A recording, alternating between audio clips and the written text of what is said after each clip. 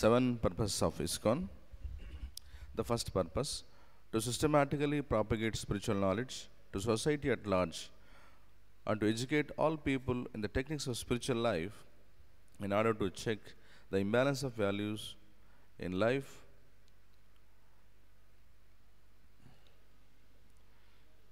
and to achieve the real unity and peace in the world. ISKCON సప్త ప్రయోజనాల్లో మొదటి ప్రయోజనం, ఒక క్రమ పద్ధతిలో ఆధ్యాత్మిక జ్ఞానాన్ని భారీ స్థాయిలో ఈ సమాజంలో ప్రచారం చేయడం, సమాజంలో ఉన్నటువంటి వ్యక్తుల విలువల్లో ఉన్నటువంటి అసమానతలను వారే సరిదిద్దుకునే విధంగా వారికి ఆధ్యాత్మిక మెళకువలను బోధించడం, సమాజంలో ప్రజలందరి మధ్య నిజమైనటువంటి శాంతిని సమైక్యతను తీసుకుని రావడం. Important quotes from Srimad Bhagavatam. Why we have to study and hear Srimad Bhagavatam. Further important points. Bhagavatam saves us from the ocean of Kali Yuga.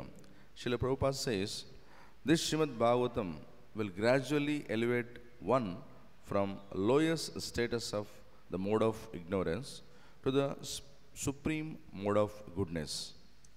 శ్రీమద్ భాగవతం వైభవం గురించి ప్రభుపాదుల వారు చెప్తున్నారు, కలియుగం అనేటువంటి భయంకరమైన సముద్రం నుంచి కాపాడేది మనల్ని ఈ ప్రపంచంలో ఒకే ఒకటి, అదే శ్రీమద్ భాగవతం. ఎందుకంటే ఒక వ్యక్తిని శ్రీమద్ భాగవతం ఎవరైతే చక్కగా అధ్యయనం చేస్తారో అలాంటి వ్యక్తిని అత్యంత అధమమైనటువంటి తమోగుణ స్థాయి నుంచి అత్యంత ఉన్నతమైనటువంటి ఆధ్యాత్మిక పారవస్యపు స్థాయికి తీసుకొని వెళ్తుంది. From 12th canto, 3rd chapter, 51st. Kali Yuga is an ocean of faults, but there is one good quality in this age. By chanting and hearing about Krishna, one can be liberated. కలియుగంలో అనేక రకాలైనటువంటి దోషాలు ఉన్నాయి, అయినా ఈ కలియుగంలో ఒక మహా మంచి గుణం కూడా ఉంది. అదేమిటంటే కృష్ణుని యొక్క నామ సంకీర్తన ఉంది. ఆ కృష్ణుడి యొక్క నామ సంకీర్తన అందరినీ ఉద్ధరిస్తుంది.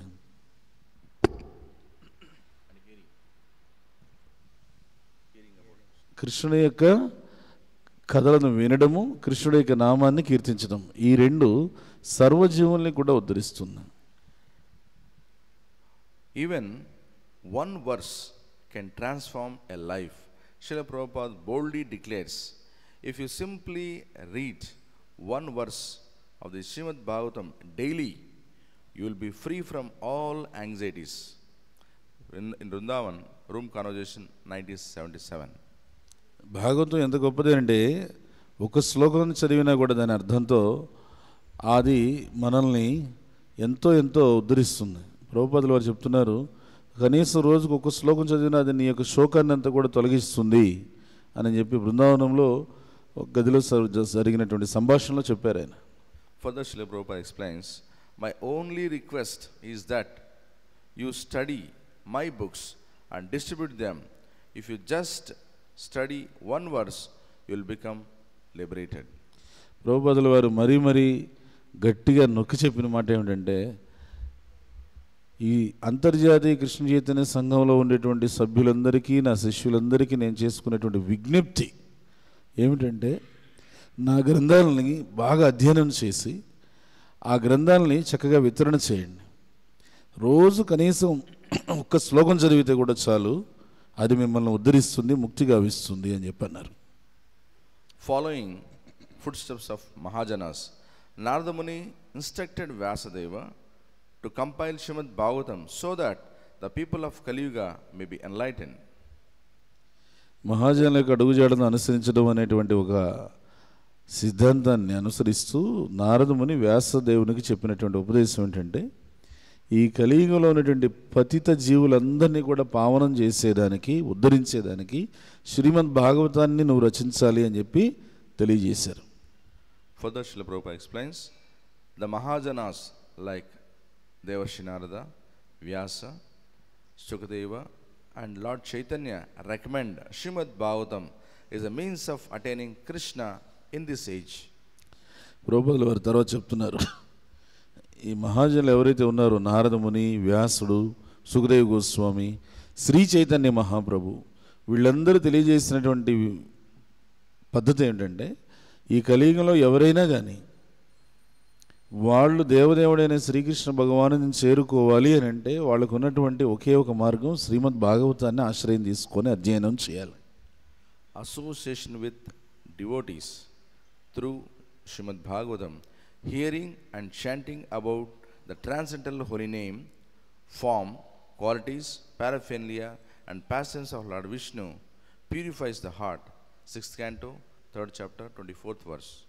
అలానే మన భాగవతం 6వ స్కంధంలో మనకి 3వ అధ్యాయం 24వ శ్లోకంలో ఏం చెప్తున్నారంటే, మనం ఎప్పుడైతే భగవద్భక్తుల యొక్క సాంగత్యాన్ని తీసుకుంటామో, ఏం సాంగత్యం?